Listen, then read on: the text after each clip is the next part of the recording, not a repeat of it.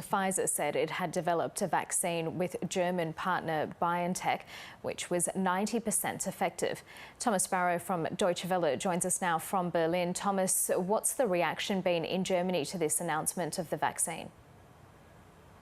Germany's health minister Jens Spahn described that announcement as encouraging, although I also sensed in his words earlier in the week some caution that it is still that doesn't necessarily mean that we will have a vaccine very soon. One thing is these tests that are being carried out, but there are still further approvals that are needed. And then there is the big question as to how the vaccine will be rolled out, not only here in Germany, but also across the European Union. So obviously, after a very difficult year in Germany and a very difficult year elsewhere as well, this is certainly a positive sign and a positive news, but it is also a story and a developing story that is being met with caution, at least when you look at what the German government officials are saying.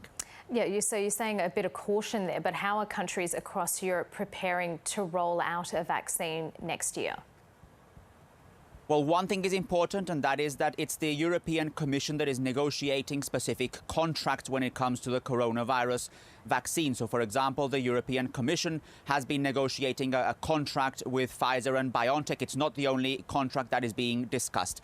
Once that happens, then the vaccine will be distributed across the European Union, and then it's up to each country specifically to determine how the population will receive that vaccine. In the German case, there is a commission that has been set up, and that commission has announced that the priority will be given to people in risk groups, then people who are working in the health sector, so doctors and nurses, and then people who have so-called relevant professions, so for example, teachers or police officers.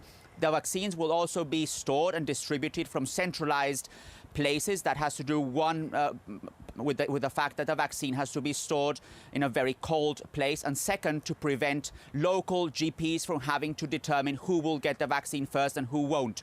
But this again is from the theoretical perspective. Once the vaccine is ready, there will be many ethical questions, many legal questions, many practical questions as well that German leaders will have to address when it comes to distributing that vaccine. There is a lockdown in place across Germany as well as many other European nations. How are people there handling it in Berlin?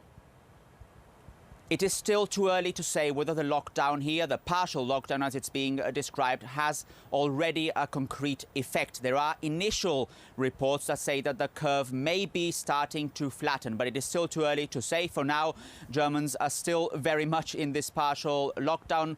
There is an understanding that it was necessary given those very high numbers that Germany was seeing, although, as we also heard, by the way, from your interview there with Dr. Fauci, there is certainly a degree of coronavirus fatigue here in Germany, and that's something that German officials are obviously aware of, and that they're also trying to make sure that people understand the necessity of these measures, and also the fact that if people continue with their social distancing measures, washing their hands and so on, it is possible that Germany will be able to leave that lockdown as planned initially at the end of November.